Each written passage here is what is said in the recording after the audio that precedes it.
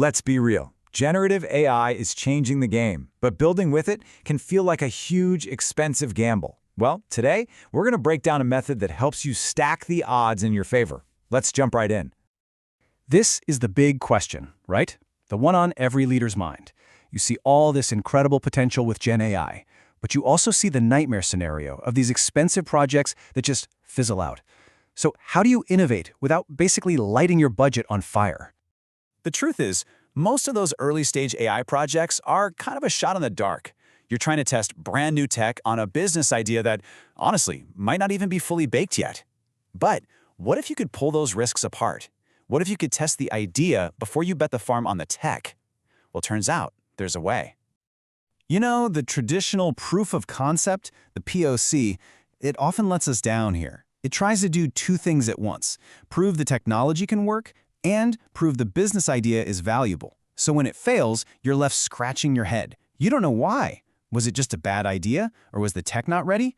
You're just left with an expensive mess and zero clear answers. And that brings us to a much smarter way to do this: the Structured Modeling Proof of Concept, or SM-POC for short. I want you to think about it like this. You would never ever build a house without a detailed blueprint, right? Well, the SM-POC is all about creating that exact kind of blueprint for your AI system first. So what is it exactly? An SM-POC is a strategy. It's not just about writing code. It's about using simple, clear models of your business and your data to figure out two really important things and figure them out fast. First, is this idea actually valuable to our business? And second, is it even possible to build? And the best part? It does all this before you spend the big bucks on development. And check this out, because it really highlights a massive shift in thinking. A typical POC just asks, can the tech do the thing? But an SM-POC asks a way smarter question: is this a valuable thing to do in the first place? So the goal isn't some simple pass-fail grade. The goal is strategic learning. That means even if you decide to stop the project, it's not a failure, it's a strategic win, because you just saved a boatload of time and money on an idea that wasn't going to fly. The whole process follows four pretty logical phases. First, you verbalize the problem. And this is just about getting everyone in the room to agree on what you're actually trying to do. Next, you model the business. You map out the current process before you even think about tech. Only then, in step 3, do you model and implement the system, designing how the AI fits in and then building a tiny focused prototype. And finally, you evaluate and plan, where you analyze the results, not for a simple yes or no, but for those deep insights that tell you what to do next. All right, so theory is great, but let's see how this actually works in the real world. We're going to look at a case study for a system they called AI Scout Mail. It uses generative AI to help with recruiting. Okay, so here's the deal. This company already had an AI that could whip up personalized recruiting emails. The new idea was to make it even smarter. What if the AI could not only write the email, but also read a candidate's resume and suggest the perfect departments for them to interview with? I mean, think about it. That shows the candidate you're really paying attention and makes your company look a whole lot more attractive. So they built a quick prototype. They fed it a candidate's profile, asked it to pick some departments, and boom, it worked. It actually gave some pretty good suggestions. But, and this is a huge but, they had absolutely no idea how the AI was making its decisions. It was a complete black box. And that's a question you have to ask for any business, right? You can't run a critical process like hiring on a system whose logic is a total mystery. What happens if it makes a mistake?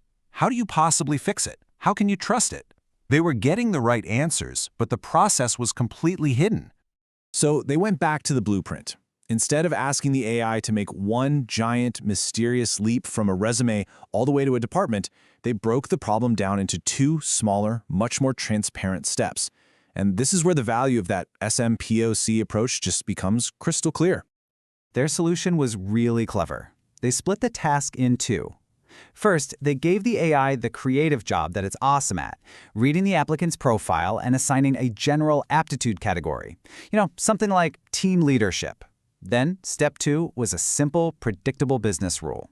Just a fixed map that says, okay, team leadership always maps to the project management department.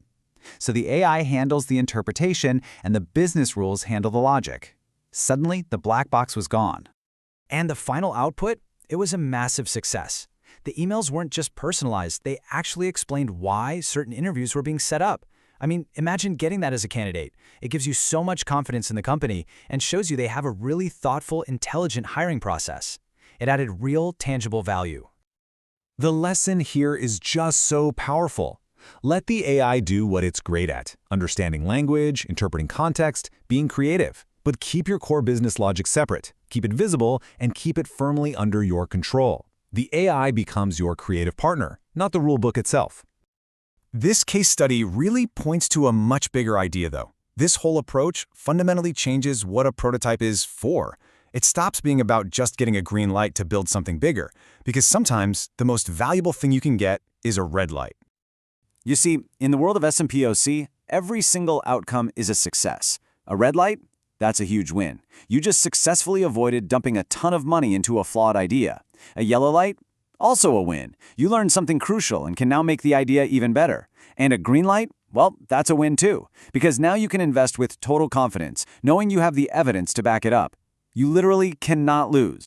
And that kind of leaves us with one last thought, something to really reframe how we all think about innovation. What if we've had it all backwards? What if the whole point of a prototype isn't to prove you're right and get a pat on the back?